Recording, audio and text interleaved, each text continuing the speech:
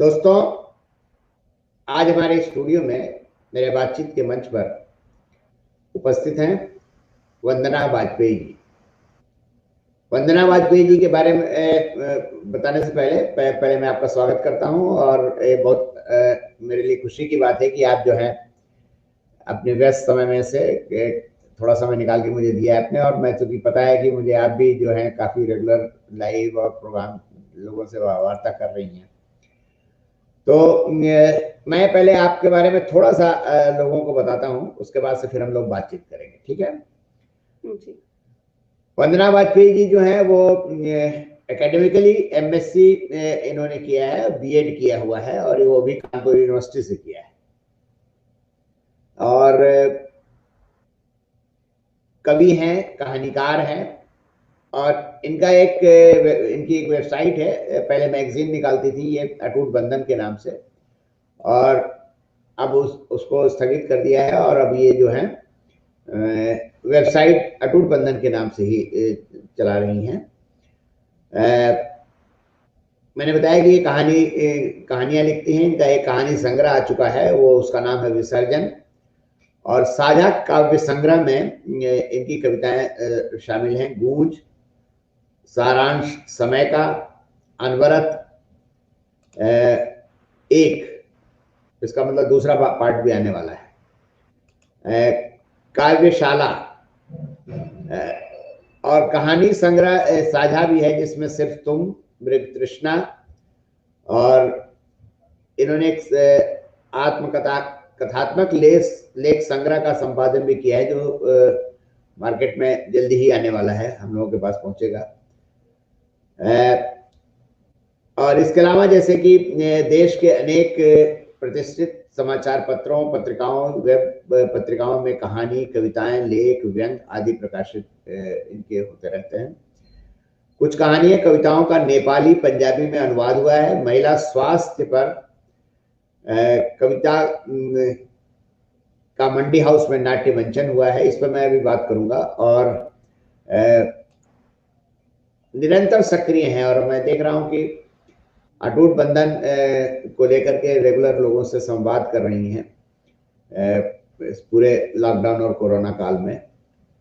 तो वंदना जी, हम लोग थोड़ा इतना तो मेरे पास जानकारी थी, मैंने बता दिया, लेकिन मेरे दोस्तों को और भी थोड़ी जानकारी चाहिए होगी। तो पहली बात तो ये है कि आपने एमएससी और बीएड किया हुआ है जी।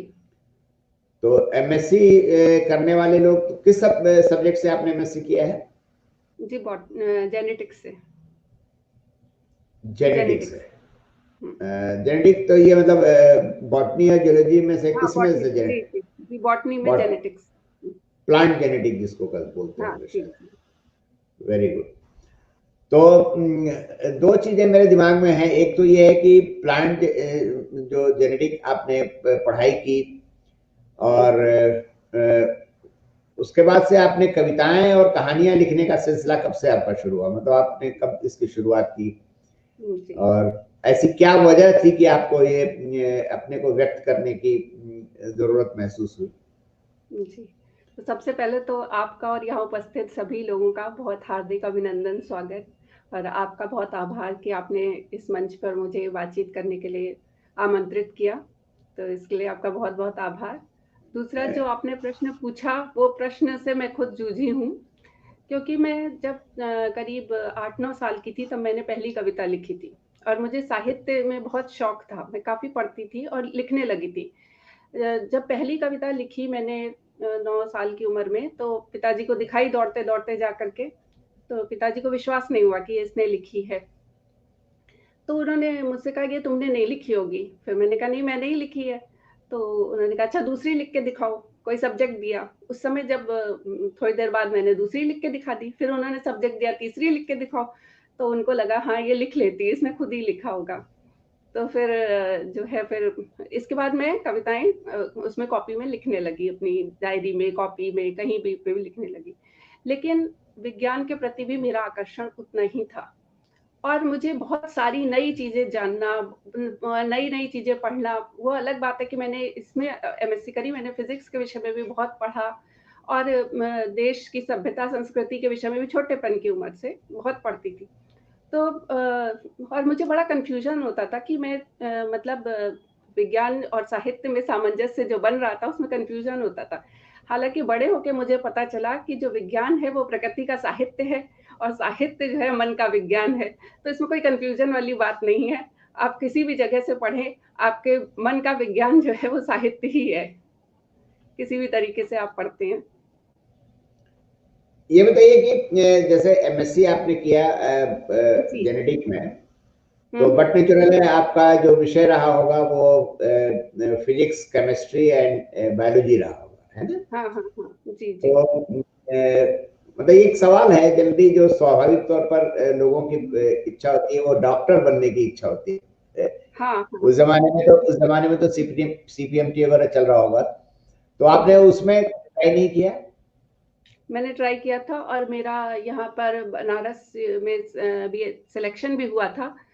पर फिर वो अब ये दूसरी पारी जो किताब ला रहे हैं ना उसमें वो सारा कुछ लिखा हुआ है, पर वो फिर मैंने जॉइन नहीं किया।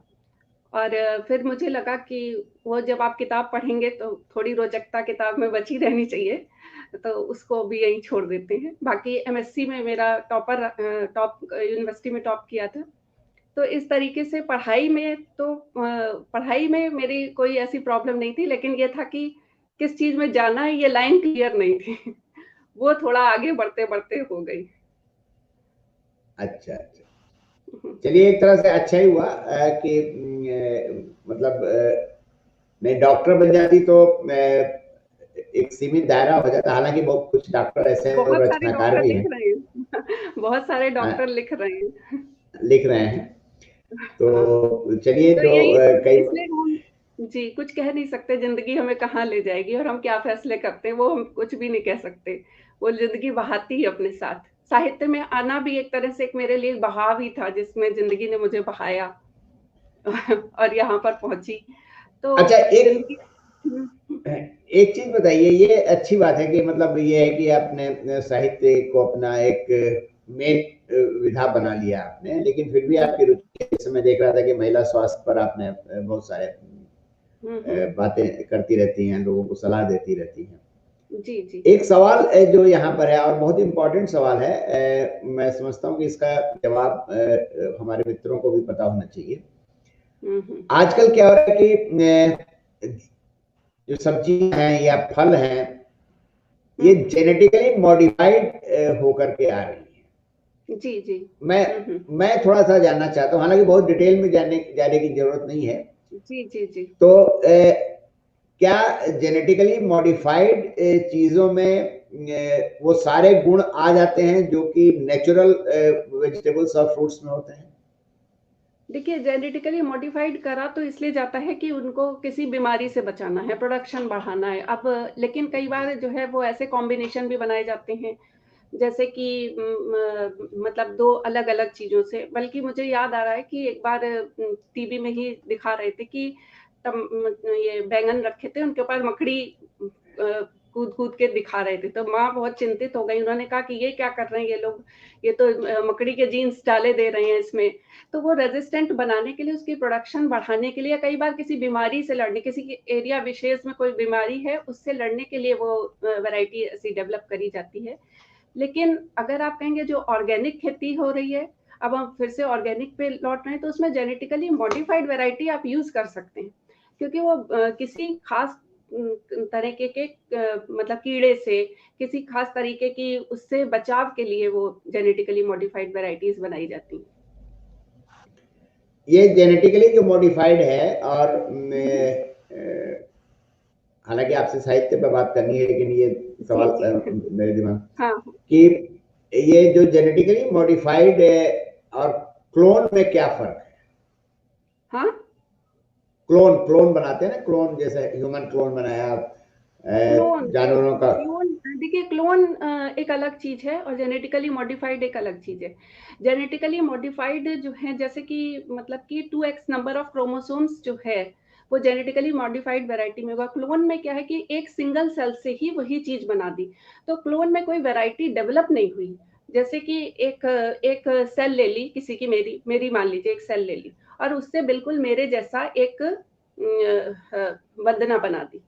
तो उसमें कोई वैरायटी नहीं आई। हाँ, एनवायरनमेंट का प्रभाव पड़ेगा उस वंदना पे, और वो उससे बेटर हो सकती है, मुझसे खराब कंडीशन में पालने पे खराब हो सकती है, लेकिन वो रहेगी वैसी ही। लेकिन जब हम जेनेटिकली मॉडिफाइड वैरायटी बनाते हैं तो हम 2 वैरायटीज मिलाते हैं और उसका कोई खास गुण लाते हैं।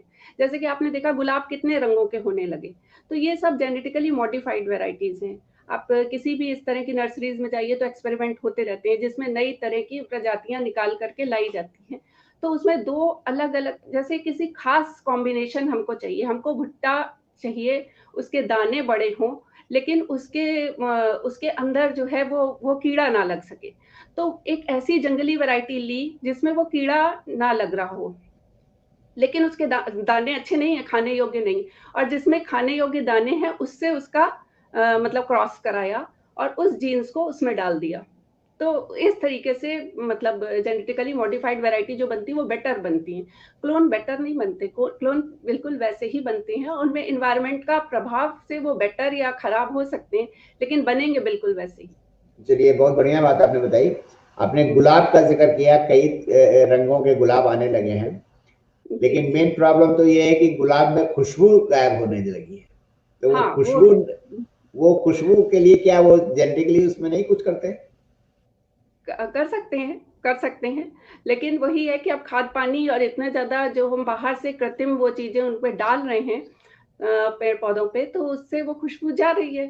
तो यही तो मतलब आप विज्ञान हमेशा एक्सपेरिमेंट की बात करता है। इतना हमने कर लिया, अब उसके बाद अगर हमको वो चीज़ नहीं मिल रही तो फिर और एक्सपेरिमेंट होंगे, वहीं रुकेंगे नहीं ना, आगे नहीं, ठीक है। खुशबू में भी कोशिश करेंगे।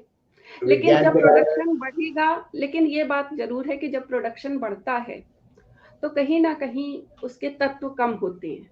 तो किसी क्वालिटी भी में चीज़ फर्क को पड़ता है। हाँ, बिल्कुल, बिल्कुल। और हम लोग बचपन में पढ़ते भी थे कि science is a good servant but bad master है। जी, बिल्कुल, बिल्कुल। तो साइंस के साथ तो ये है।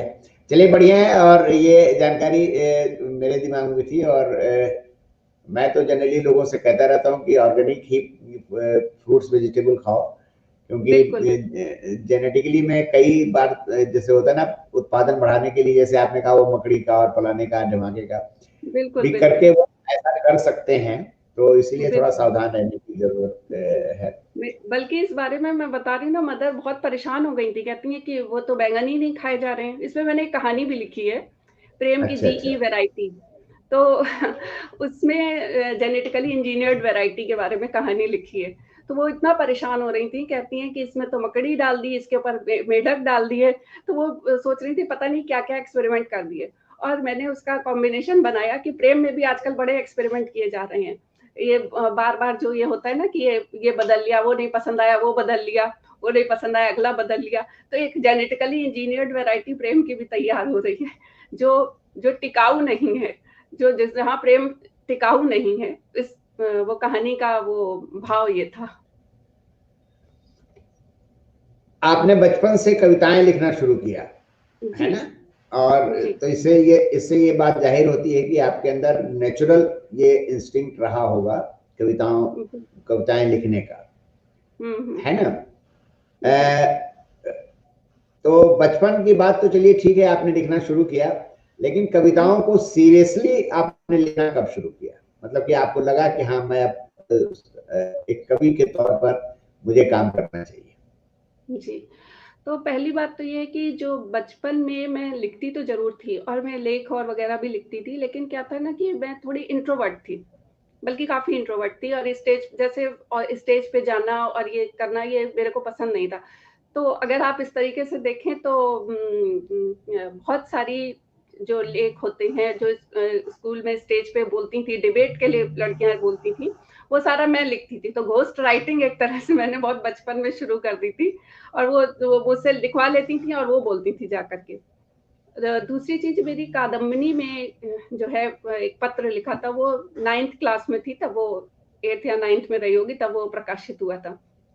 तो इस तरीके से पहला कोई चीज़ प्रकाशित तो तब हुई।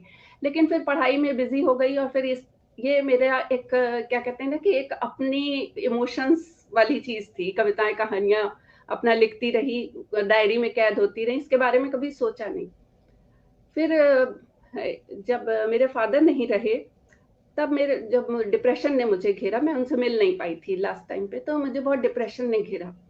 तो सब लोग फिर मैंने कहा कि तुम लिखो, तो मैंने अपने फादर पे लिखा कुछ कविताएँ।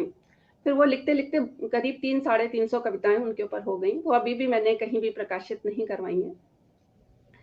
फिर उसी में छोटे भाई ने एक ब्लॉग बनाया और उसमें वो उसने कहा भेजो, तो मैंने कुछ भी कंप्यूटर पे खुद नहीं करती थी, उसको पोस्ट कर देती थी, वही डालता था। फिर वो खैर अब ब्लॉग नहीं है, फिर उसने मेरा अपना पर्सनल ब्लॉग बनाया, वो भी मैंने प्राइवेट रखा अपना पर्सनल ब्लॉग, और उसमें खुद अपने मन से लिख करके, जैसे और अभी देखती हूँ दिल्ली वाले जो मित्र हैं वो सब कहते हैं हम लोग तो ब्लॉग की वजह से आपस में जुड़ गए थे। ऐसा मेरा कुछ हुआ नहीं, क्योंकि मेरा ब्लॉग प्राइवेट था उस समय। फिर उस के बाद धीरे-धीरे फिर ये सब यात्रा शुरू हुई, फ़ेसबुक पे आना, लिखना, और फिर इसके बाद पत्रिका निकालना। ये सब नियति मुझे लेती चली गई कि इस तरीके से होता चला गया। ये मेरा कोई प्री प्लान्ड नहीं था कि मैं आऊँगी और लिखूँगी सार्वजनिक तौर पे, वो होता चला गया। और जब लिखा तो शुरुआत में ही लोगों ने काफ़ी उत्साहवर्धन किया, मित्रों ने। तो धीरे-धीरे इस आगे मतलब यात्रा आगे की शुरू हो गई। मैंने इसी तरह से कहानियां भी आपने इसी तरह से लिखना शुरू किया? हाँ, कहानियाँ भी इसी तरह से लिखी थी, पर वो छोटी होती थी, इतनी बड़ी नहीं होती थी, जितनी बड़ी अभी लिख रही हूँ, वो उतनी बड़ी नहीं होती थी। अच्छा, आजकल लंबी कहानियां लिख रही हैं? हाँ, लंबी। अब तो उपन्यास का समय आ रहा है, अब कहानियों के आगे भी हाँ, उपन्यास मैं की यात्रा करनी है। आगे आगे यही जी, पूछना चाह रहा था जी, जी, कि आपके पास वैरायटी ऑफ एक्सपीरियंसेस हैं जी, लाइफ का और सब्जेक्ट्स का। जी, समय समय मतलब अगर आप देखिए तो तरह तरह के विषयों की जानकारी आपके पास है। जी, जी। तो आप उपन्यास लिखना शुरू कर दिया है आपने? शुरू तो नहीं किया, लेकिन 2 प्लॉट हैं जो मेरे मन में बिल्कुल मथ रहे हैं, और वो किसी भी दिन वो आकार लेना शुरू कर देंगे। वो एक्चुअली वो जीवन की कहानियाँ हैं, वो जीवन से ही जुड़ी हुई हैं, और उन पे लिखना है, लेकिन अब वो किस दिन से शुरू होगा, वो नहीं कह सकते। कुछ पेजेज़ लिखे हैं, लेकिन उसका प्रॉपर रूप में किस दिन से शुरू होगा, वो नहीं कह सकते। अच्छा, मैं देख रहा था कि महिला स्वास्थ्य पर भी आपने काफी कुछ लिखा हुआ है, तो ये महिला स्वास्थ्य में किन किन चीजों को आप पर आपने प्रकाश डाला है? मतलब स्वास्थ्य मतलब उनके न्यूट्रिशन पर या उनके मतलब बीमारियों पर भी आपने जानकारी दी है? नहीं, न्यूट्रिशन पे भी डाला और बीमारियों पे भी डाला है, क्योंकि सेल्फ केयर एक ऐसी चीज़ है जो हमारी महिलाएँ बिल्कुल भी ध्यान नहीं देती हैं। हम लोगों को ये आदत एक मतलब पहले ज़माने में माना जाता था कि सबको खिला के खाएगी, अब सब्ज़ी कम पड़ गई तो वो नहीं, जो जॉइंट फैमिलीज़ होती हैं, तो वो सब्ज़ी नहीं लेगी, खाली रोटी जो है वो अचार से खा लेगी, कैसे भी करके वो अपना काम चला लेगी। और अगर उसको बीमारी है तो वो अपनी टालती रहती है, और अभी भी बहुत सारी बीमारियाँ मैं खुद टालती हूँ, मैं दूसरों को खाली नहीं कह रही हूँ, मैं खुद टालती हूँ कि मुझे कुछ भी है तो मैं खुद भी वैसी ही हूँ, तो वैसे ही। और अब जो मुझसे कम पढ़ी लिखी हैं, जो मुझसे कम जानकार हैं, वो कितना टालती हैं। आप खुद देख सकते हैं, हम लोग अपनी पिछली पीढ़ी में देखें, वो अपनी बीमारियाँ के, तो क्या होता है ना कि जब वो जाती हैं डॉक्टर के पास, तब तक तो उनकी बीमारी बिल्कुल बढ़ चुकी होती। तो इसलिए हर स्त्री को एक सेल्फ केयर के वजह से बहुत ध्यान रखना चाहिए। वो चाहे वो डॉक्टर को दिखाना हो टाइम से, चाहे वो न्यूट्रिशन उनका अपना अपना भी ध्यान रखना, क्योंकि अगर अपनी तबीयत ठीक नहीं रहेगी तो आप घर को कैसे सँभालोगे? आप घर के लिए, जिसके लिए आप एक स्त्री एक धुरी होती है, और वो अपने स्वास्थ्य को नज़रअंदाज करती है। वो घर को कैसे सँभालेगी अगर उसका खुद का स्वास्थ्य बिगड़ा हुआ है? और अगर वो बीमार पड़ी है तो सारा घर जो है वो बिल्कुल वीरान हो जाता है। तो इस विषय में मैं ज़रूर जागरूकता लाती हूँ, कोशिश करती हूँ जितनी जागरूकता ला सकूँ कि महिलाएँ अपने स्वास्थ्य का ध्यान दें। क्या क्या उनको सलाह देती हैं आप, मतलब मोटा मोटी? मोटा-मोटी तो यही है कि कोई भी बीमारी हो तो डॉक्टर को दिखाना है, न्यूट्रिशन का ध्यान देना है। ये नहीं है कि मतलब कोई, जैसे बहुत सारे घरों में होता है फ्रूट्स आए तो महिलाएँ नहीं खाएँगी, घर में बच्चों को और हस्बैंड को और परिवार में उनको खिला दिया, वो नहीं खाएँगी। इस तरीके की बातें होती हैं। और इसके अलावा बहुत सारी चीज़ें होती हैं, महिलाओं की भी एक कहानी भी लिखी है इस विषय पे, यूटेराइन कैंसर पे लिखी है, जहाँ वो अपने स्वास्थ्य को नज़रअंदाज करती चलती है और वो इस स्थिति में पहुँच जाती है कि मतलब वो कैंसर बहुत बड़ा हो जाता है।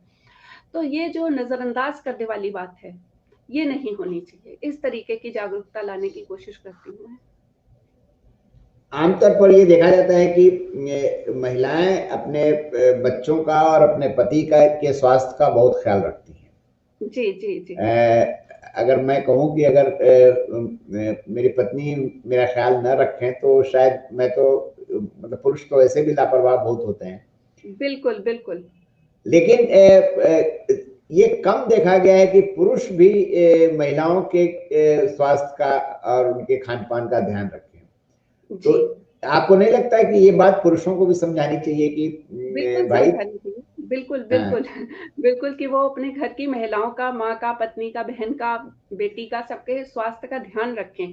कई बार क्या होता है कि महिलाएँ बहुत सारी महिलाओं में मैंने देखा कि उनकी किसी बात पे झगड़ा हो गया, कोई टेंशन हो गया, तो वो अपना खाना छोड़ देती हैं, 4-4 दिन खाना नहीं खाती हैं और हस्बैंड को पता ही नहीं है, जिससे झगड़ करके उन्होंने खाना छोड़ा हुआ है और उसको पता ही नहीं है। अब 5 दिन बाद उसको पता चलेगा कि ये तो वाइफ ने तो 5 दिन से खाना नहीं खाया है, खाली चाय पी रही है या चाय भी नहीं पी रही है, कुछ थोड़ा बहुत ले रही है। तो ये जो चीज़ है ये उसमें उसको इसलिए नहीं पता क्योंकि उसने कभी ध्यान ही नहीं दिया। उसने खाना खा लिया, उसने सोचा कि जो है वो खा लिया जाएगा। लेकिन अभी मानसिकता बदल रही है। अभी बहुत सारे पुरुष नई जनरेशन के ये ध्यान रखने लगे हैं कि स्त्रियाँ भी ठीक से खाएँ और अपने स्वास्थ्य का ध्यान रखें। और जैसे मान लीजिए कि इसमें कुछ बीमारियों को लेकर के भ्रांति भी है और एक तरह से नेक्सस भी है। जैसे मान लीजिए कि महिला का वजन बढ़ गया और उसकी थोड़ी मान लीजिए सांस उसकी फूल रही है काम करते समय या चलते समय, हुँ, तो हुँ। अगर वो चिकित्सक के पास जाते हैं तो चिकित्सक भी पहला तो वो शॉर्टकट ये मारते हैं कि पहले वो कहते हैं कि भैया अपना एंजियोग्राफी करा लो, अपना हार्ट का कोलेस्ट्रॉल चेक करा लो। हुँ, हुँ। कई बार ऐसा होता है कि एज के हिसाब से जो हार्मोनल चेंजेज होते हैं उसकी वजह से भी तो ये सारी चीजें होने लगती हैं। तो बिल्कुल, इसके बिल्कुल। बारे में भी एक जानकारी मतलब आप देती भी होंगी, मैंने ठीक से देखा नहीं है, लेकिन देना चाहिए महिलाओं को। बिल्कुल, बिल्कुल, बिल्कुल, ये तो है। क्योंकि और आज एज के बाद जैसे कि किसी के घर में हार्ट की वो है हेरिडिटरी है, तो उसको हिस्ट्री, हाँ, हेरिडिटी जो है उनको या ये शुगर वाली है, तो उन लोगों को तो ज़रूर चेकअप कराना चाहिए कि मतलब वो आने के चांसेस ज़्यादा होते हैं। अगर पेरेंट्स एक पेरेंट को है तो चांसेस हैं, अगर दोनों पेरेंट को हैं तो बहुत ही ज़्यादा चांसेस हैं। और डायबिटीज़ में तो ये होता ही है कि अगर नाना से नाती में जाती है ज़्यादातर। तो ज्यादातर। मतलब लड़कियाँ सोचती हैं कि हमारे फादर को है तो कम चांसेस हैं, लड़कियों के बच्चों में जाने की ज़्यादा चांसेस होते हैं डायबिटीज़ में। अच्छा, ये जो ये अटूट बंधन आपका जो ये जो मैगजीन निकालती थी, तो जी। ये जैसे आपने लिखना शुरू किया, फिर आपने ब्लॉग लिखना शुरू किया हुँ, हुँ। और मतलब एक कहानी और कविताएं भी आपने लिखना शुरू की। ये अटूट बंधन जो है आपका, ये पत्रिका आपने जो निकालना शुरू किया, हुँ, हुँ। इसके पीछे क्या मकसद रहा, मतलब क्या इच्छा थी आपकी? इसके पीछे देखिए, जब हम लिखते हैं तो कहीं न कहीं हमें लगता है कि अगर हम कर सकते हैं तो हमारे एक ऐसी विचारों से संबंधित एक ऐसी पत्रिका निकले जो हम जो कहना चाहते हैं उस तरीके के विचार पहुँच सकें लोगों के बीच में।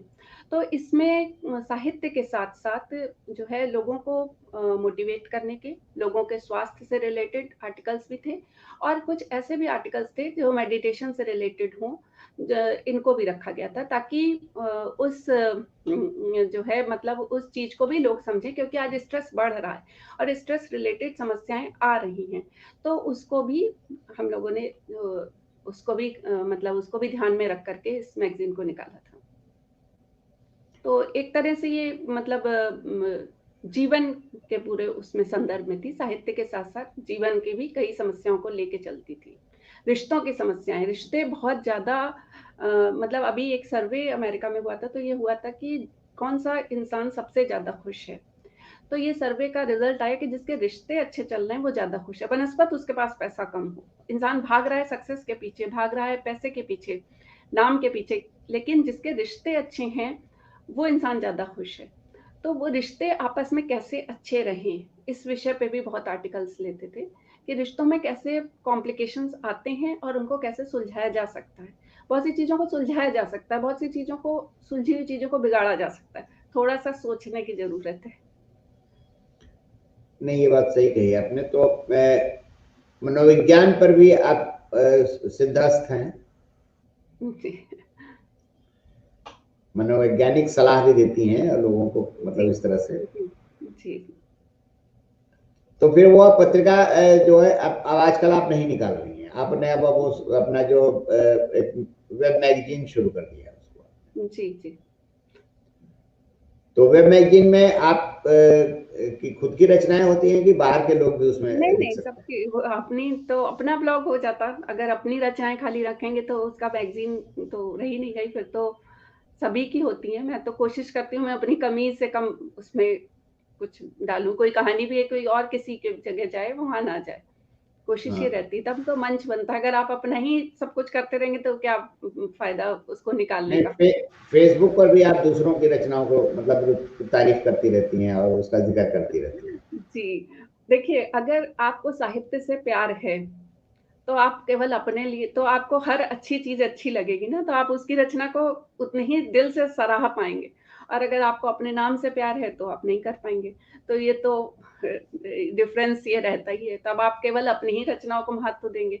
अब अगर आपको फूलों से प्यार है, तो आप गुलाब को भी सराहेंगे और गेंदे को भी सराहेंगे। भले ही आपके गार्डन में गुलाब लगे हों, लेकिन आप गेंदे को भी सराहेंगे, सूरजमुखी को भी सराहेंगे।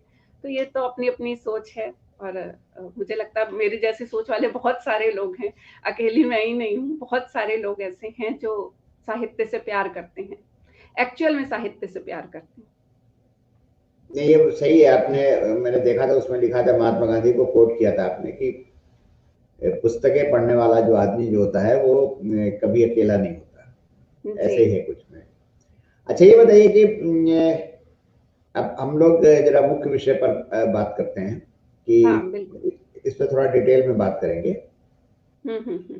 और फिर आपके कुछ कहानियों के बारे में आप जस्ट बताइएगा कि जो आपकी जी। पसंदीदा कहानी है। हुँ, हुँ, हुँ। आजकल कुल मिलाकर के जो समय चल रहा है, हुँ, अ, हुँ। महिलाओं की क्या स्थिति है, मतलब वो कहाँ खड़ी हैं आज, इस पर थोड़ा देखिए, बातचीत करना है। हुँ,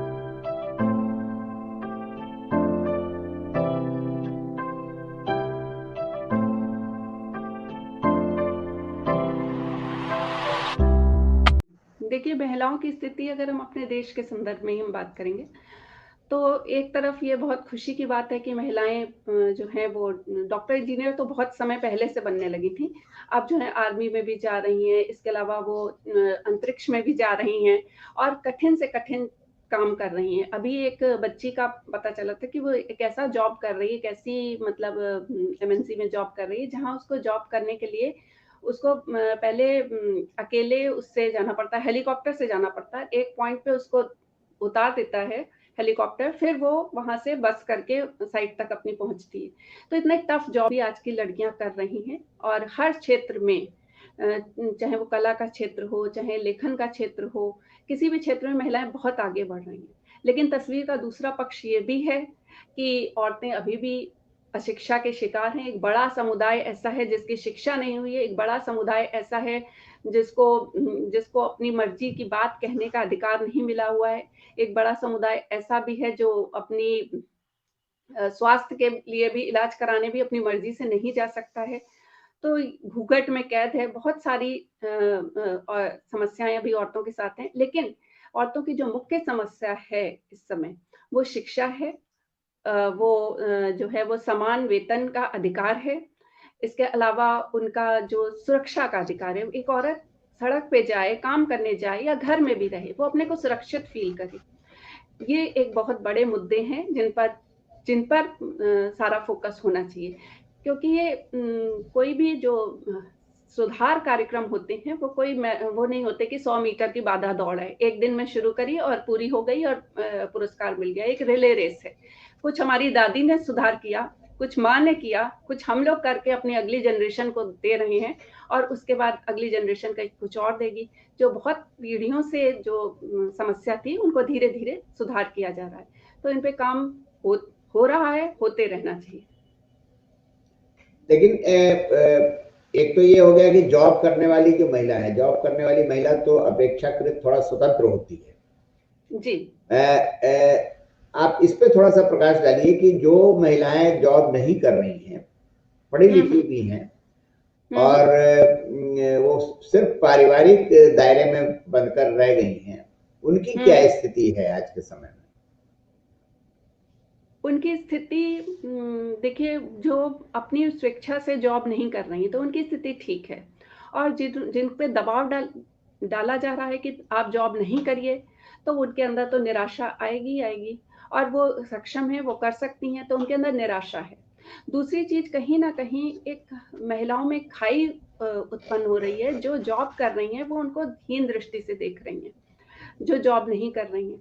तो अब एक महिला में एक कहीं ना कहीं कुंठा भी आती है, निराशा भी आती है कि हम नहीं कर पा रहे हैं, हमको चूंकि हमारा परिवार नहीं करने दे रहा। तो ऐसी स्थिति में वो उनको समझा सकती हैं अपने परिवार को, या किसी और काम को कर सकती हैं। जैसे हम लोग ये लेख संग्रह लेके आ रहे हैं, दूसरी पारी।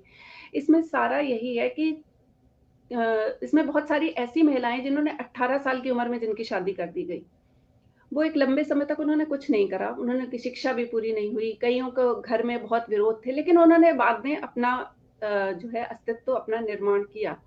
तो ये महिला के ऊपर है कि वो अपना अस्तित्व कैसे निर्माण करती है और उसका विरोध का तरीका क्या है। एक होता है कि एक दिन में ब्लास्ट, और एक होता है धीरे धीरे जो है प्रहार करना। तो जो है मेरे ख्याल से अगर सोने जैसा जीवन गढ़ना है तो धीरे धीरे प्रहार करना ही बेटर रहेगा एक स्त्री के लिए। और जो उनकी कंडीशन है, जो जॉब नहीं कर रही हैं, शिक्षित हैं, उनकी कंडीशन या उनके अंदर आत्मसम्मान जगाने का काम भी महिलाओं को ही करना पड़ेगा, क्योंकि वो शिक्षित हैं, वो कर सकती हैं, उनके अंदर पोटेंशियल है, पर उनको मौका नहीं मिला।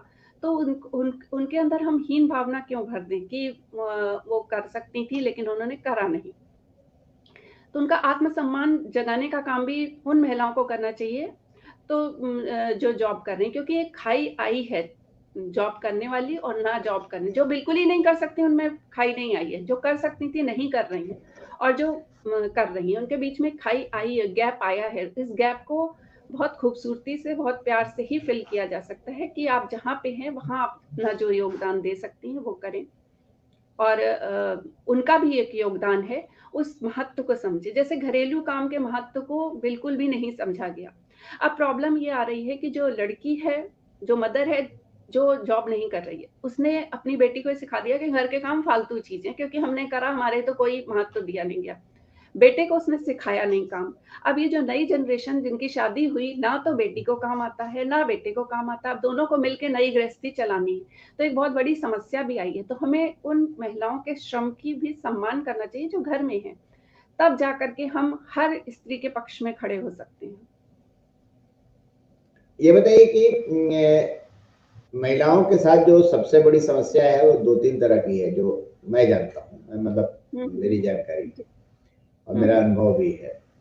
बिल्कुल। कि एक तो ये है कि उनका उत्पीड़न जो होता है वो शारीरिक और यौनिक उत्पीड़न सबसे ज्यादा होता है। पहली बात तो ये है। बिल्कुल। दूसरी बात है कि अगर वो नहीं हो रहा है तो उनके अंदर निर्णय लेने की क्षमता नहीं होती, कि निर्णय लेने उनको दिया नहीं जाता है। क्षमता तो होती है, सॉरी ये नहीं कहना चाहिए, लेकिन वो निर्णय लेने में भागीदारी नहीं, यानी उनकी कोई भूमिका नहीं होती है। जैसे मान लीजिए कि मैं तो कई बार इसका जिक्र भी करता हूँ कि मान लीजिए बच्चे का नाम रखना है, बच्चे का क्या नाम रखा जाए नवजात शिशु का, तो वो दादाजी दादी जी और वो दादा लोग और पिताजी और उनके फ्रेंड और उनके ये सब करते हैं। लेकिन महिला अगर वो चाहती है कि हम ये नाम रखें तो उसमें भी तरह तरह की कमियां निकाल के कहेंगे नहीं नहीं ये फलाने का नाम भी ऐसा है और फलाना लोग ऐसे, यानी कि निर्णय लेने में वो उतनी सक्षम नहीं है, पहली बात।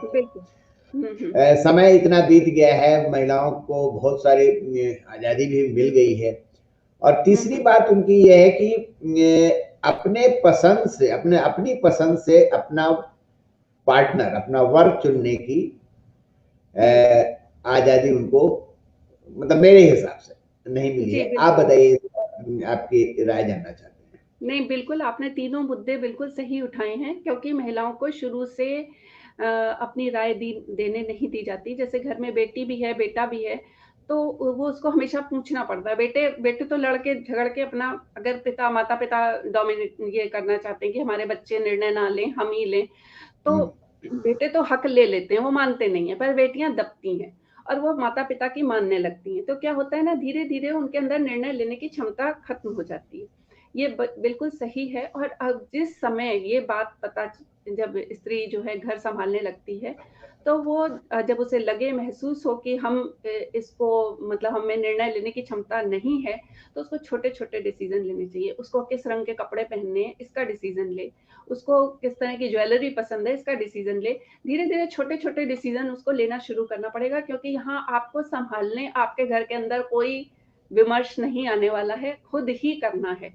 तो खुद छोटे-छोटे डिसीज़न से शुरू करना चाहिए, तब वो बड़े फैसले ले पाएगी। और अगर परिवार उसको नहीं महत्व दे रहा है, तो उसको अपनी ज़िंदगी के तो मतलब फैसले लेने ही हैं। और ये तो झगड़ों की बहुत बड़ी मूल वजह होती है कि बच्चे क्या करेंगे। तो इसमें तो जो है दोनों का आपसी सामंजस्य की ही बात है। उसको खुद को अपने अंदर, जब उसके अंदर सेल्फ एस्टीम होगी, वो जानेगी कि हाँ, हम कुछ हैं, हम कुछ कर सकते हैं, हमारा भी निर्णय महत्वपूर्ण है, तो वो इससे उबर पाएगी। इसके लिए उसको अपने अंदर ये समझना पड़ेगा, अपने वजूद का। और जो सुरक्षा की मामला है, वो तो दिनों दिन बहुत जटिल होता चला जा रहा है। उसके बहुत सारे कारण हैं, लेकिन ये बहुत ज़्यादा जटिल होता चला जा रहा है। जितना हम लोग अपने बचपन में फेस करते थे, उससे कहीं हज़ार गुना ज़्यादा ये स्त्री सुरक्षा की प्रॉब्लम आई है। जबकि उस समय इतनी लड़कियां नहीं निकलती थी सड़कों पे, लेकिन इतना जो अभी इतनी लड़कियां निकलने के बावजूद भी जिस तरह से असुरक्षा की भावना आ रही है लड़कियों में सड़क पे, और अभी तो दिल्ली में तो चलती हुई गाड़ी से खींच लेते हैं, जिस तरह की असुरक्षा की मामला है, वो तो बहुत बड़ी समस्या बन के उभरा है। सारी समस्याओं से ज्यादा ये समस्या उभर रही है। और तीसरा आपने नहीं जो बताया था, भूल रही हूँ मैं थोड़ा। नहीं, वो तीसरा मैंने ये कहा था कि परिवार में पारिवारिक हिंसा जो होती है, हाँ, शारीरिक हाँ, हिंसा जो महिलाओं के प्रति होती है, जी, ये भी कई जगह पर तो नहीं, मतलब नहीं हो रही, लेकिन काफी जगहों पर तो ये भी हो बहुत रही है। मैंने तो ये देखा है कि डीएम भी अपनी पत्नी को पीट देता है। बिल्कुल, बिल्कुल। और सबसे बड़ी बात ये है कि इतना स्त्रियों का ब्रेन वॉशिंग इतनी ज़्यादा है कि उनको लगता है कि अगर मेरे घर में पीट रहा है कोई, तो मैं क्यों इसके विरोध में, कोई बोल रहा है, कोई कह करके कहेगा कि आप मत पिटिए, तो वो कहेंगे मेरे घर का मामला है, आप मत बोलिए। तो जो समझाने वाला है वही, उसका ही मुँह उतर जाता है कि मैं क्या समझाऊँ। तो ये चीज़ तो स्त्री को खुद ही समझनी पड़ेगी कि वो अगर हिंसा की शिकार हो रही है, तो उसको क्या करना है? उसको हिंसा में रहना है या नहीं रहना है? तो ये तो उसका स्वनिर्णय का अधिकार है। अगर वो हिंसा का विरोध तो उसको हर हालत में करना है। अगर वो साथ रह रही है तो भी, और नहीं रह रही है तो भी, उसको हिंसा का विरोध तो करना ही पड़ेगा, क्योंकि हिंसा की कोई मतलब सीमा नहीं होती है। आप अगर अपनी बेटी को सिखाएंगी, शादी जब विदा कर रही होंगी, हुँ। तो उसको क्या सलाह देंगी कि अगर पति एक थप्पड़ मारे तो दूसरा गाल भी उधर कर देना, या कि तुम दो बिल्कुल नहीं, थप्पड़ मारना? नहीं, 2 थप्पड़ भी मत मारना, तुम जो है दूसरा गाल भी आगे मत करना, और तुम उसको वार्निंग देना। और इधर, मतलब कि ये जो है, ये वार्निंग है। और इसके बाद वापस आओ, अगर उसके अंदर पश्चाताप है और वो मतलब जो है वापस अपने घर आओ, क्योंकि एक बार इसने मार दिया तो वो दोबारा मार सकता है। अगर उसको वास्तव में पश्चाताप होता है, तो वो तो लौट सकती है, नहीं तो मार-पीट का कोई इलाज नहीं है। मारपीट जो हिंसक प्रवृत्ति है, उसका कोई इलाज नहीं है। मैं ज़रूर ये कहूँगी कि नहीं, हिंसा बर्दाश्त नहीं करनी है, चाहे वो मानसिक हिंसा क्यों ना हो। जैसे कि सुधा अरोड़ा जी ने अपनी किताब में आम औरत जिंदा सवाल में लिखा है कि आदमी जो है कुछ भी नहीं करता, वो केवल चुप रहता है, साइलेंट ट्रीटमेंट देता है, और उसके वजूद को नकार देता है, स्त्री के वजूद को नकार देता है। तो उसको जो मानसिक पीड़ा है, उसके बारे में जो ज़्यादातर पढ़े-लिखे घरों में होती है, जो मानसिक पीड़ा देने का काम होता है, वो पढ़े-लिखे घरों में होता है। वो हाई प्रोफाइल सोसाइटी वाला काम है, वो हाथ से नहीं मारते हैं, वो मन से मार देते हैं। तो वो जो है मतलब अगर हिंसा है किसी भी तरह की, शारीरिक या मानसिक या इमोशनल किसी तरह की भी हिंसा है, तो हिंसा के तो विरोध में खड़ा होना ही पड़ेगा। क्योंकि आप 2 थप्पड़ मार देंगे, वो और 2 थप्पड़ मार देगा, आदमी मजबूत होता है। औरत से नहीं, आदमी ये मजबूत होता है, फिज़िकली ये मजबूत होता है। तो वहाँ ये थप्पड़बाज़ी का गेम नहीं नहीं, खेलना है, हट जाना है वहाँ से। ये किसने कहा कि पुरुष मजबूत? पुरुष तो नहीं, सबसे नहीं, कमजोर होता मतलब है। जनरली देखिए जितना स्त्रियों को ऐसे खेल नहीं खिलाए जाते हैं, उनको इस तरीके का वंदना जी लिख रही हैं, हिंसा का विरोध ज़रूरी है, लेकिन कुछ स्त्रियाँ विरोध भी करती हैं और हिंसा सहती हैं। जी, सहने के भी बहुत सारे कारण हैं क्योंकि उनको वो उसके अलावा कहाँ जाएँगी? अब जैसे आपने मेरी बेटी के संदर्भ में पूछा, तो मैं उसको आश्रय दे सकती हूँ, लेकिन हर कोई नहीं दे सकता। हर कोई के पास लौटने के लिए एक दरवाज़ा खुला हुआ नहीं होता, इसलिए औरतें मजबूरी में हिंसा सहती हैं। नहीं, मतलब कि ये ये बात तो बिल्कुल सच है कि अ, पुरुष पुरुष सत्तात्मक समाज है। हाँ, तो पुरुष जैसे वो सत्ता सरकार जो होती है या शासक वर्ग जो होता है या सत्ता जो होती है, वो अपने अपने तरीके से सारी चीजों को लागू करती बिल्कुल, है ना? बिल्कुल, तो बिल्कुल। पुरुष भी अपने तरीके से चीजों को लागू करता है। जैसे मान लीजिए कि मैं कल या परसों ही किसी से बात कर रहा था, तो मेरे मेरे मुंह से अचानक निकला कि स्त्रियों के लिए लक्ष्मण रेखाएं बहुत है, पुरुषों के लिए लक्ष्मण लक्ष्मण रेखाएं क्यों नहीं खींची गई आज तक? बिल्कुल, बिल्कुल। और अगर देखिए जो समाज है उसको एक तो जो आज की औरत कर सकती है, जो पीछे पीछे हुआ उसके बारे में हम क्या बात करें, तो एक तो वो अपने लिए सीमा रेखा कर सकती है कि इस ये मुझे इस तरह की हिंसा नहीं सहनी है। दूसरे अगर वो उसको स्त्रियों का जीवन बदलना है, केवल अपना जीवन बदलने से भी स्त्रियों का जीवन बदलेगा। हम एक होके भी अनेक होते हैं ना। तो वो उसको ये अपनी बॉर्डर लाइन, अपनी सीमा रेखा निर्धारित करनी कि मुझे शारीरिक मानसिक हिंसा नहीं सहनी है। जो सक्षम है, जो रह सकती हैं अलग, लेकिन जो नहीं रह सकती हैं उनके लिए वो अपना दूसरे तरीके से अपना विरोध दर्ज कर सकती हैं। घर के अंदर रह के भी स्त्री विरोध दर्ज कर सकती है। तो वो और दूसरी चीज है कि उसको अपने बेटे को इस तरह का संस्कार डालने कि वो स्त्रियों पे हाथ ना उठाए। उसको अपने बेटे को इस तरह से करना है कि घर के काम में हाथ बटाए, ताकि वो ये समझ सके कि जो महिला काम कर रही है उसके कितने कितने सारे कितनी मेहनत होती है, उसमें कितनी मेहनत इन्वॉल्व होती है घर के कामों में। तो 2 तरीके से एक स्त्री जो है समाज को बदल सकती है, अपने बेटे के माध्यम से बदल सकती है। एक सवाल है जो थोड़ा अजीब सा हो सकता है, जी, लग सकता है बहुत सारे लोगों को, लेकिन मैं आपसे उसके बारे में जानना चाहता हूँ जी, जी। कि पुरुष जो अपनी यौनिक इच्छा है, वो हुँ, हुँ। स्त्री पर आम तौर पर 99% थोपता है। हुँ, हुँ, हुँ। वो पत्नी की इच्छा से नहीं चलता। पत्नी लेकिन अगर मान लीजिए 99% अपनी इच्छा थोपने लगे, तो पति के दिमाग में बहुत सारे घंटियां बजने लगती हैं। हुँ, हुँ, इस हुँ। पर थोड़ा सा मैं जानना चाहता हूँ कि वो उसके दिमाग में सबसे पहला सवाल तो यही आता है कि ये तो कहीं यार कहीं ऐसा ना हो हाथ से निकल जाए बाद में हमसे। हाँ, जो आप सवाल इस कर रहे पर हैं उसको बहुत सारी महिला लेखिकाएँ देह विमर्श के उसमें उठा रही हैं कि स्त्री भी जो है वो उसकी भी कुछ इच्छाएँ हो सकती हैं और वो कह सकती है अपने पति से। तो यहाँ पर देखिए इसमें भी समाज बदल रहा है। अभी आप देखिए कि कितने सारे आर्टिकल्स इस विषय में आ रहे हैं कि मतलब स्त्री पहल करे या स्त्री इस विषय में बात करे, खुल के बात करे। तो जो नई जनरेशन है वो उसकी सोच इस विषय में भी बदल रही है। वहाँ पे है कुछ पिछली जनरेशन्स में नहीं था। पिछली जनरेशन्स में तो ये माना जाता था कि उस स्त्री की कोई इच्छा ही नहीं हो सकती है। लेकिन आज के जैसे-जैसे इस तरीके के लेख लिखे गए, जैसे-जैसे इन विषयों पे कहानियाँ लिखी गईं, तो समाज इस विषय में भी बदला है। लेकिन वही बात है कि सारा जादू की छड़ी नहीं है, एक बदलेगा, दूसरा बदलेगा, तीसरा बदलेगा, ये बहुत धीरे-धीरे चलने वाला प्रोसेस है और इस विषय को समझा जा रहा है और आधुनिक जो शादियाँ हो रही हैं, उसमें मेरे ख्याल से इतना मुश्किल ये केस नहीं है, जितना उनके और इश्यूज़ हैं बहुत सारे, क्योंकि वो इतने ज़्यादा ये क्या ब्रेकअप और वगैरह से जूझ करके बच्चे शादी करते हैं, तो उनके ट्रस्ट इश्यूज ज्यादा होते हैं, लेकिन इस मामले में उनकी प्रॉब्लम कम है। अच्छा।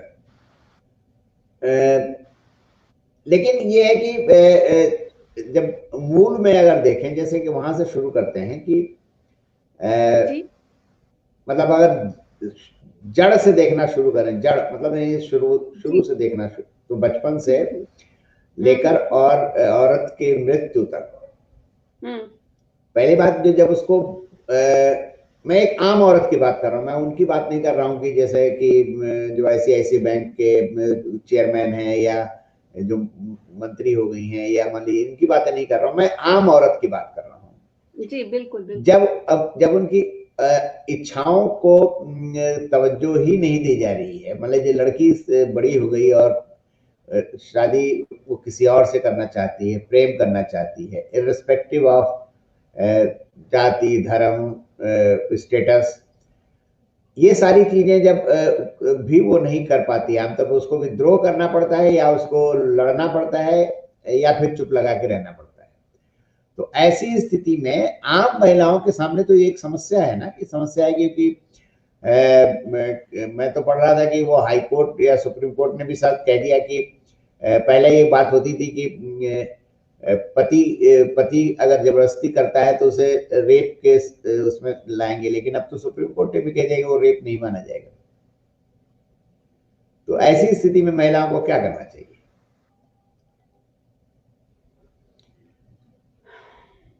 ऐसी स्थिति में वो अपना प्रतिरोध तो दिखा सकते हैं। देखिए, अगर किसी बच्चे को कोई पसंद है जीवन साथी के रूप में, अगर वो चाहे वो दूसरे धर्म का हो, दूसरी जाति का हो, तो ये हमारा समाज की ऐसी बुनावट है और इतना थोपा गया है कि जो माता पिता पसंद करें वही शादी होनी चाहिए। तो उसमें तो विद्रोह करना ही पड़ता है। उसमें जो है वो विद्रोह ज़रूरी हो जाता है, क्योंकि जीवन आगे उसे बिताना, उसे पता है कि जो है जिसके साथ उसका मन इतना मिल गया है, तो जो है वो उसके साथ उसको जीवन बिताना है। तो उस चीज़ को तो वो विद्रोह करेगी। और अगर मान लीजिए विद्रोह उसका दबा दिया जाता है, जैसे कि ऑनर किलिंग भी होती है, खाप पंचायतें भी बैठती हैं, तो यही तो समाज की विद्रूपता है, यही तो समस्याएँ हैं स्त्री जीवन की, जिसके विषय में बात हो रही है, होनी चाहिए कि चाहे बच्चों को जिनको आगे जीवन बिताना है, वो माता-पिता की पसंद के हों या ना हों, आपस में एक-दूसरे को पसंद होने चाहिए। तो अगर विद्रोह वो कर रहे हैं और विद्रोह करके शादी कर रहे हैं तो ठीक है, लेकिन अगर उनका विद्रोह दबा दिया जाता है तो 4 ज़िंदगियाँ बिगड़ती हैं, क्योंकि जो जो जहाँ भी वो अधूरे मन से शादी करते हैं, उसको एडजस्ट करने में और एक तुलना हमेशा बनी रहेगी। तुलना हमेशा बनी रहेगी कि वो दूसरा था और वो होता मेरी ज़िंदगी में तो क्या होता? तो एक तुलना बनी रहती है शायद, मुझे लगता है। तो विद्रोह वहाँ करना चाहिए। बाकी आप पति-पत्नी के मामले में जो कह रहे हैं, तो वहाँ भी इस चीज़ के को स्वीकार करना पड़ता है। ये विडंबना है, लेकिन अगर वो विद्रोह शुरू करेगी, तो वो रोक सकती है, वो इस चीज़ को मना कर सकती है, इस विषय में संवाद कर सकती है। अब जो इंसान बिल्कुल ही सुनने वाला ना हो, तो वहाँ समस्याएँ धीरे-धीरे वो होंगी। एक स्तर पे देखिए, बहुत सारी लेयर्स हैं स्त्री विमर्श की। एक जगह पे पति सुनने वाला है, तो वहाँ वो संवाद के माध्यम से अपनी बात रख सकती है। एक जगह बिल्कुल ही नहीं सुनने वाला है, तो वहाँ संवाद की कोई गुंजाइश नहीं है। फिर उसको निर्णय लेना है कि वो ऐसी स्थिति में क्या करे? क्या वो इस रिश्ते को छोड़ दे, या इस रिश्ते में संवाद की संभावना को कायम रखे? कि अगर उसमें बहुत सारी अच्छाइयाँ हैं और एक चीज़ में नहीं समझ में आ रहा है, किसी भी एक इश्यूज़ में, इसी इश्यू में नहीं, किसी भी, तो वो संवाद के द्वारा ही धीरे-धीरे खत्म होगा। हर रिश्ता इस लायक नहीं होता कि उसको तुरंत ही खत्म कर दिया जाए। कुछ रिश्ते ऐसे होते हैं जिनमें जैसे 100 में 80 नंबर हैं रिश्ते में, तो 80 नंबर हैं तो आप खत्म करने वाली स्थिति हमेशा नहीं होती है। 80 नंबर में चलाने लायक स्थिति होती है, वहाँ संवाद की ज़रूरत होती है। लेकिन 20% में तो खत्म करके हाँ, बाहर निकल लेना है। 20% में तो निकल जाना चाहिए बाहर, बिल्कुल निकल जाना चाहिए, क्योंकि फिर 20% में फिर आप किस लिए जी रहे हैं साथ में? फिर तो कोई मतलब ही नहीं है, उस जीवन का कोई मतलब ही नहीं है। चलिए, बहुत अच्छी बातचीत है, हालांकि ये बहुत कॉम्प्लिकेटेड विषय है, और जी, कॉम्प्लिकेटेड है। और इसी में एक मुझे बीके शिवानी का याद आ रहा है। एक मैं ज़रूर उदाहरण देना चाहूँगी कि बीके शिवानी के पास एक महिला का फ़ोन आया तो उसने कहा कि मेरा हस्बैंड जो है वो मेरा बहुत अच्छी लाइफ चल रही थी और मेरा हस्बैंड जो है वो अपनी सेक्रेटरी के साथ अमेरिका चला गया और वहां जाके उसने कहा कि मैं अब इसी के साथ रहूंगा, तुम्हारा मुझसे कोई मतलब नहीं। और वो रोए जाए। तो अब वीके शिवानी, अब मैं क्या करूं? तो उन्होंने कहा कि तुम क्या चाहती हो? उनका मुझे कुछ समय पता नहीं चल रहा, मुझे लग रहा है मैं अपने आप को खत्म कर लूं, सुसाइड कर लूं, क्योंकि मेरे साथ इतना बड़ा धोखा हो गया है। तो उस स्थिति में बीके शिवानी ने कहा तुम ऐसा करो, ऑल इज वेल, मतलब एक तरह से क्या कहते हैं कि मेंटल काउंसलिंग उन्होंने करी, इमोशनल काउंसलिंग करी, कहा करो ऑल इज वेल, कहा करो। तो इस तरीके से फिर इसके बाद हमसे कुछ दिन बाद बात करना। तो वो ऑल इज वेल कहती रही, अपना उसको थोड़ा इमोशनल हीलिंग हुई। और 3 महीने बाद उसने फोन किया कि अब मेरा थोड़ा सा मन शांत हो गया, मुझे तो तब लग रहा था मैं कैसे रहूंगी, अब मैं एक जॉब कर लिया है और मैं अपने बच्चों को पालूंगी और रहूंगी, जिंदा रहूंगी। तो उन्होंने कहा ठीक है, अभी तुम यही करती रहो। 3 महीने बाद उसके फिर फोन आया। तो उसने कहा कि अब मेरा हस्बैंड वापस आ गया और वो कह रहा है कि मुझसे गलती हो गई थी, सॉरी। अब यहाँ पर जो शिवानी जी ने जो है कहा कि तो तुम्हारा क्या निर्णय है? तो उसने कहा कि मैं भी चाहती हूँ कि जो हो गया उसको भूल करके हम आगे एक जिंदगी शुरू करें। अब यहाँ पर 2 तरह की बात हो सकती है कि या तो वो ये एक स्त्री का एक पर्सनल डिसीजन है, वो माफ करके उसके साथ आगे बढ़ सकती है, नहीं कर सकती। अभी कल ही मैंने प्रज्ञा जी की कहानी के बारे में लिखा है, उसमें यही स्थिति उलट है। उसमें वो लड़की जो है वो किसी के साथ चली जाती है और उसका वुड बी हस्बैंड, जो जो उसका बॉयफ्रेंड था और वुड बी हस्बैंड है, तो वो मतलब वापस जब आती है तो वो भी थोड़ा उसके बाद उसको स्वीकार कर लेता है। थोड़े से इरिटेशन होते हैं, थोड़ी सी उलझन होती है, लेकिन फिर वो धीरे से फाइनली उसमें मतलब उसको स्वीकार कर देता है। तो और ऐसा पुरुषों में भी होता है, स्त्रियों में भी होता है। तो ये एक पर्सनल डिसीजन भी हो जाता है कि आप किस चीज को बर्दाश्त कर पा रहे हैं और किसको नहीं कर पा रहे हैं। नहीं कर पा रहे हैं तो बिल्कुल भी मत रुकिए, क्योंकि ये आपका मामला है, आपकी जिंदगी है, किसी दूसरे की जिंदगी नहीं है कि हम उसका निर्णय लें। क्योंकि जब भी हम विमर्श की बात करते हैं तो इसका मतलब है स्त्री अगर समर्थ है और उसको अपना निर्णय लेने की आजादी है और वो अपने मन से निर्णय ले रही है, तो हम उसके बीच में बोल नहीं सकते। आप उसको राह दिखा सकते हैं, लेकिन फाइनली डिसीजन उसी का होगा। मैं कोई और निर्णय लेती, उसने कोई और निर्णय लिया, कोई तीसरी और निर्णय लेगी, तो हम किसी को भी, क्योंकि विमर्श जो है ना कभी कानून नहीं बन सकता। इंसान का मन इतना कॉम्प्लिकेटेड है, तो स्त्री का भी मन कॉम्प्लिकेटेड है, पुरुष का भी मन कॉम्प्लिकेटेड है। तो आप कोई कानून के तरह से इसको नहीं ले सकते, इसको पर्सन टू पर्सन वेरी कर जाता है। बहुत सारी चीजें पर्सन टू पर्सन वेरी कर जाती। चलिए बढ़िया है। अब आप जरा अपनी एक दो बेहतरीन कहानियों का थोड़ा जिक्र कर दीजिए यहाँ पर। बातचीत बहुत अच्छी चल रही है और हम तो चाह रहे थे कि पूरी बात ही हो, लेकिन थोड़ा एक दो कहानियों का जिक्र कर दीजिए जो आपको प्रिय हो। देखिए, एक कहानी जिसको कि मुझे बहुत प्रिय है, वो विसर्जन कहानी संग्रह में ही है। तो उसमें वो कहानी विसर्जन जो है वो एक ऐसी बच्ची की कहानी है जिसके माता-पिता में जो है तलाक हो जाता है। और वो तलाक जो है वो क्लीन डिवोर्स होता है, कि मतलब उसमें ये शर्त होती है कि जो भी बच्चा लेगा उसके बाद उनके बीच में कोई रिश्ता नहीं रहेगा, वो बच्चा भी अपने पिता या माँ से नहीं मिल पाएगा, वो बच्ची माँ के पास रहने लगती है।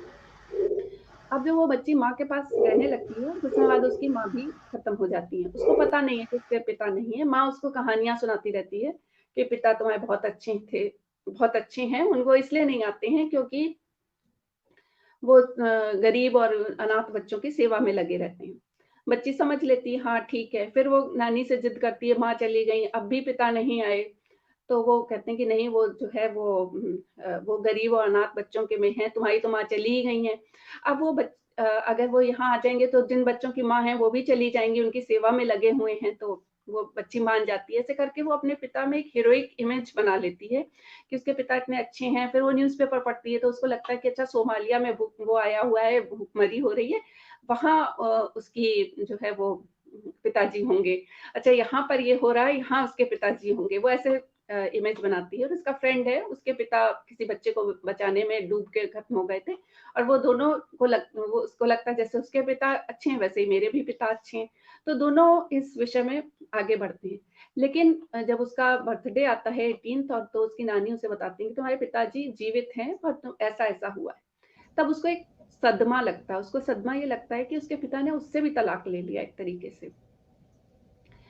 फिर वो जो है वो हर उस व्यक्ति में जो उसके पिता की एज का है, उसमें वो अपने पिता को ढूँढती है, डैडी इश्यू की शिकार होती है और वो वहाँ से धोखा खाती है क्योंकि लड़की को जो जो समस्या है कि लड़की को इस तरीके से नहीं देख पाते हैं लोग और वो उसका फ़ायदा उठाना चाहते हैं, चाहे वो किसी भी तरीके से उठाना चाहते हैं, उससे कई होते चले जाते हैं।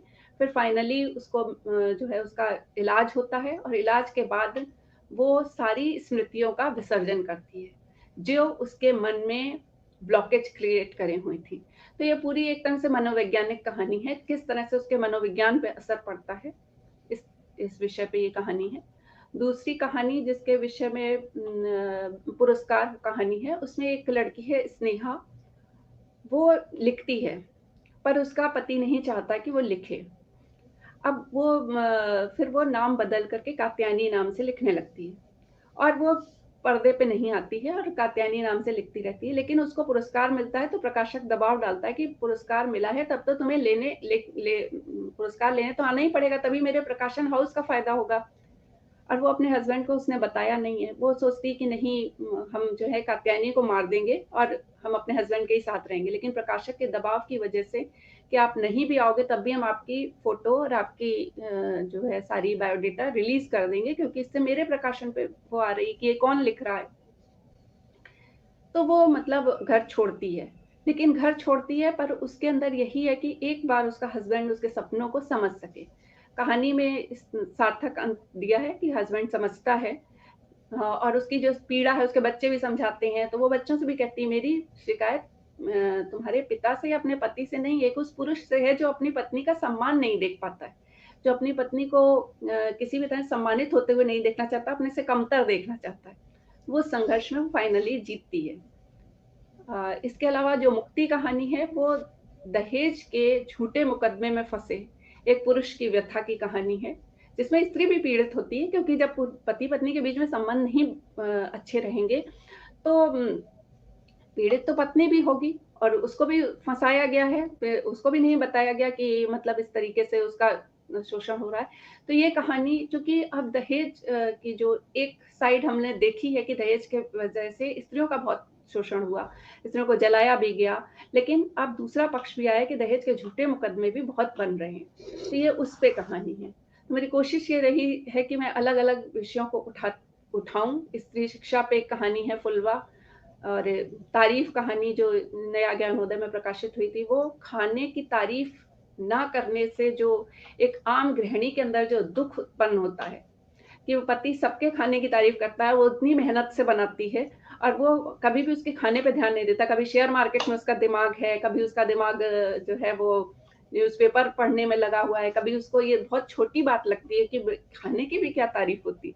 तो वो जो उसकी उसकी एक कला है जिसका सम्मान वो अपने पति की आंखों में देखना चाहती है और वो उसको नहीं मिल रहा है, तो उसकी पीड़ा है और उसको सम्मान मिलता है पर वो एक बहुत ही अलग तरीके से मिलता है, जो कहानी पढ़ने पे ही पता चले वो ठीक है। मैं समझ सकता हूँ, लेकिन आपने कंटेंट बहुत अच्छे अच्छे लिए हैं और जाहिर सी बात है कि कंटेंट अच्छा लिया तो शिल्प भी बहुत अच्छा ही होगा। अब ये तो और पढ़ने वाले बताएंगे, लेकिन नहीं, मैंने एक दो कहानी आपकी पढ़ी, मुझे इस समय याद नहीं पड़ा, लेकिन पत्रिकाओं में पढ़ी है मैंने आपकी कहानी, जी जैसे जी, ज्ञानोदय में 10,500 का फोन अभी उसमें आई थी हंस में कुछ समय हाँ पहले। मैंने वो, तो हाँ वो वो एक मैंने कामवाली की, एक ऐसी निम्न मध्यम वर्ग की जो है वो एक स्त्री की कहानी है जो जॉब उसको करने नहीं देता उसका हस्बैंड, और वो कामवाली वो एक 10,500 का फोन लेना चाहती है लेकिन वो ले नहीं पाती है, वही फोन कामवाली को कहीं से गिफ्ट में मिल जाता है।